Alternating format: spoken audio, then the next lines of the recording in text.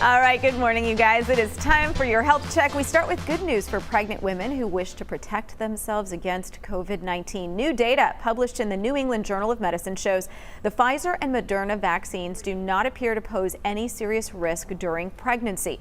The CDC says pregnant women who get COVID-19 are at an increased risk for any severe illness. It may be also at increased risk for adverse outcomes, for instance, preterm birth. That's if you get the illness itself. So this study suggests the benefits of the vaccines really do outweigh the risks.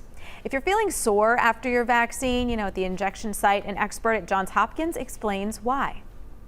And one of the reasons we have specifically arm pain with vaccines is because we're giving these vaccines in an amount of liquid into areas where you have muscle. So there's not a lot of space for that liquid to go. And as you stretch those muscle fibers that you're injecting the vaccine into, that can be painful, and it can take a while for that to go down. I'm so glad she explained that. Finally, someone making sense of it all. Also, the severity of your reaction, by the way, has nothing to do with the efficacy of the vaccine. So, for instance, if you didn't have any side effects, that doesn't mean that it didn't work. Just consider yourself lucky. About 50 million people around the world have some form of dementia, and there are limited treatment options right now. But a new pilot study out of Belgium shows combining exercise and actually video gaming really can make a difference. The training improves lower extremity and cognitive function, as well as reaction time and symptoms of depression. There's also research linking lack of sleep to dementia. Jason Miles connects these dots.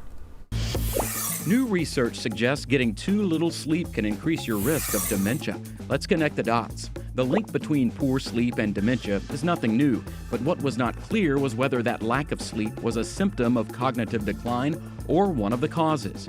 Now, a large new study suggests that people who don't get enough shut-eye in their 50s and 60s are more likely to develop dementia later in life.